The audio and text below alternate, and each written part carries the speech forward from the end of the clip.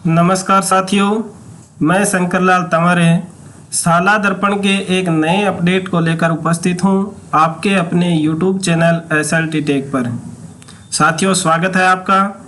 आज के इस वीडियो में हम सत्र 2020-21 के कक्षा 1 से 12 तक की हर प्रकार की छात्रवृत्ति के लिए शाला दर्पण पर ऑनलाइन अप्लाई करने की संपूर्ण प्रोसेस लाइव करके देखने वाले हैं। इस वर्ष स्कॉलरशिप मॉड्यूल प्राथमिक विद्यालयों के शाला दर्पण पोर्टल पर भी शुरू कर दिया गया है तथा शाला दर्पण पोर्टल पर स्कॉलरशिप के लिए आवेदन करने की अंतिम तिथि है वो 30 सितंबर 2020 है। तो साथियों, चलिए वीडियो को शुरू करने से पहले यदि आप चैनल पर नए हैं तो चैनल को सब्सक्राइब कर लीजिए और दबाइए घंटे के निशान को हर प्रकार के वीडियो का नोटिफिकेशन सबसे पहले प्राप्त करने के लिए। तो चलिए सीखते हैं आज शाला दर्पण पोर्टल पर स्कॉलरशिप के लिए अप्लाई कैसे करें।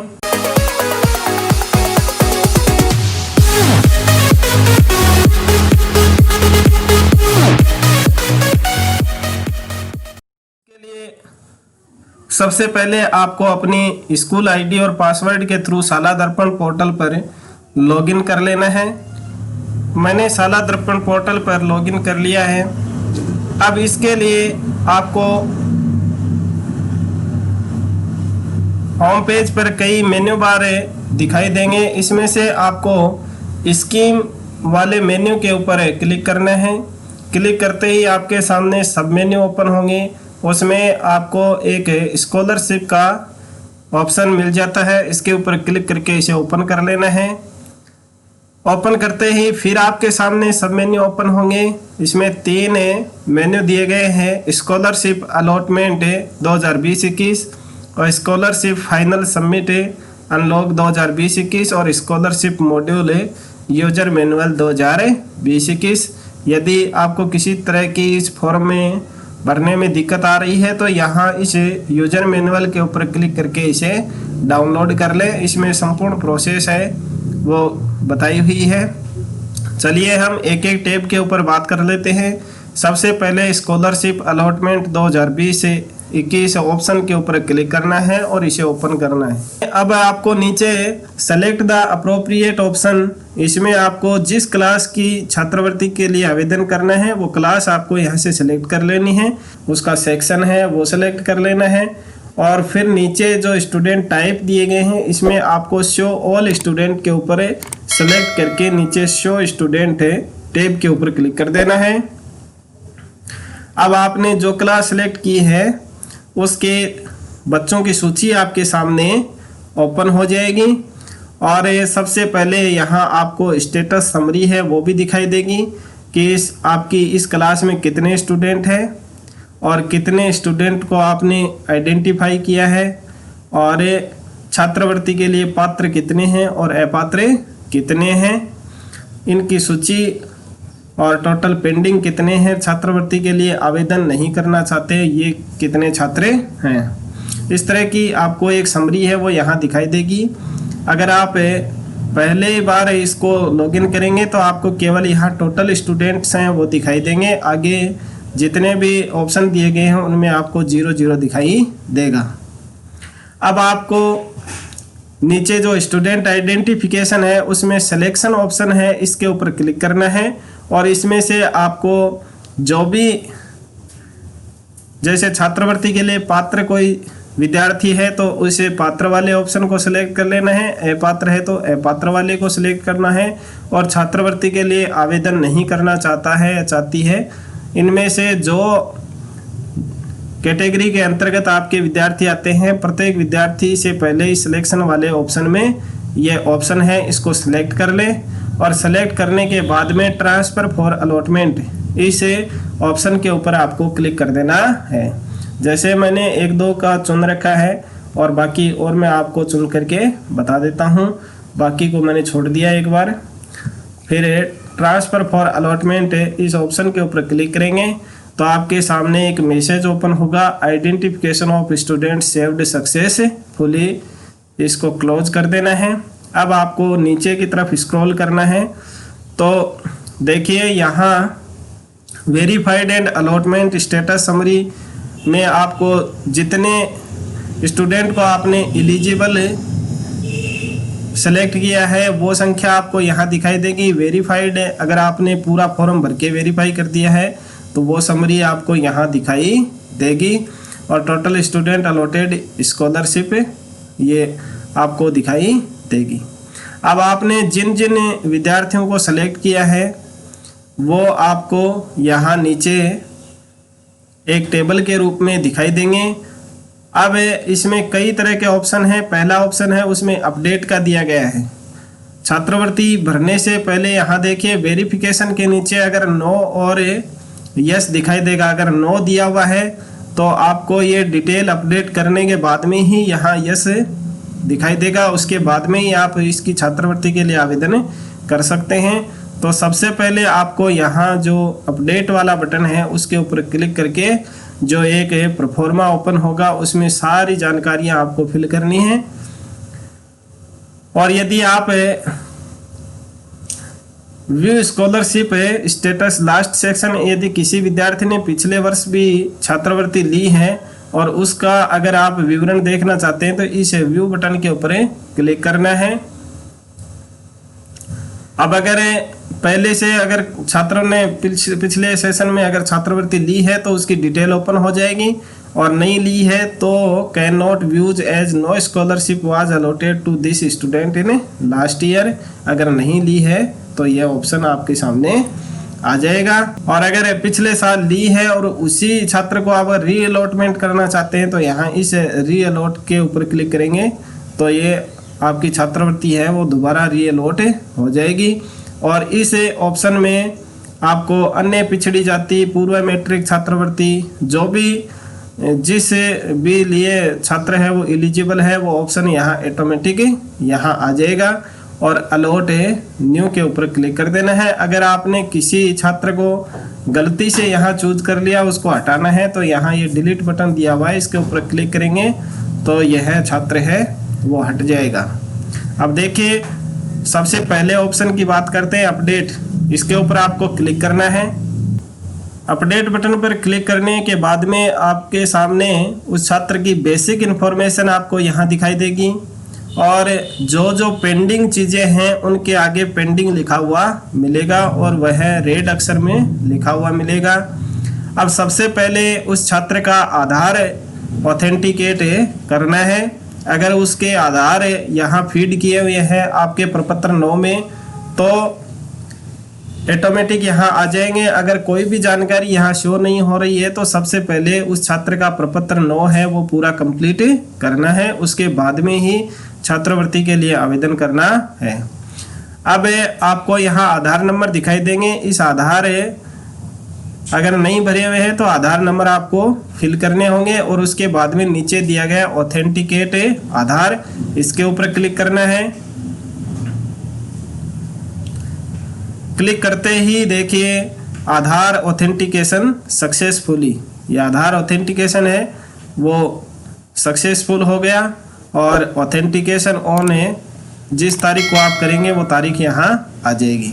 उसके बाद में छात्र का जन आधार आईडी है वो आपको यहाँ फिल करना है, और अगर विद्यार्थी को इसका पता नहीं है तो यहाँ click here to know Jan Aadhaar detail, इस ऑप्शन के ऊपर क्लिक करना है तो आपके सामने एक नया ऑप्शन है वो ओपन हो जाएगा, इंटर जन आधार या भामाशाह आईडी। यदि जन आधार छात्र के पास में नहीं है तो उसकी भामाशाह आईडी है वो आपको यहाँ फिल करके गेट जन आधार डाटा है उसको देख लेंगे, और उस आधार में या जन आधार में जितने भी सदस्य होंगे उनकी सबकी जो व्यक्तिगत पहचान संख्या है वो आ जाएगी।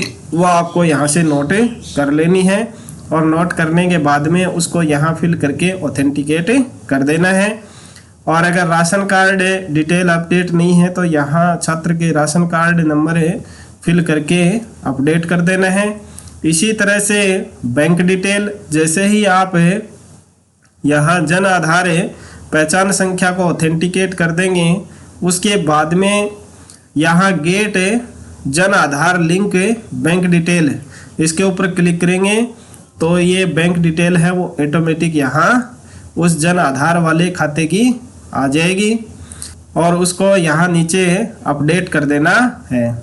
और उसके बाद में डॉक्यूमेंट वेरिफिकेशन आपको करना है कि छात्रवृत्ति के लिए आवेदन करते समय विद्यार्थी ने कौन कौन से डॉक्यूमेंट है, यानी SC ST OBC वालों के लिए जाति प्रमाण पत्र अनिवार्य है, तो यहाँ जाति प्रमाण पत्र है वो आपको सेलेक्ट करना है। आधार प्रमाण पत्र दिया है या BPL का है, जो भी प्रमाण पत्र अप्लाई करते समय विद्यार्थी ने इस फॉर्म के साथ में लगाया है वो आपको यहाँ से सेलेक्ट करके इसको अपडेट कर देना है। और जाति प्रमाण पत्र है, ये आय प्रमाण पत्र के आधार पर परिवार के सदस्य की जो इनकम है उसको भी यहाँ से आपको अपडेट करना है।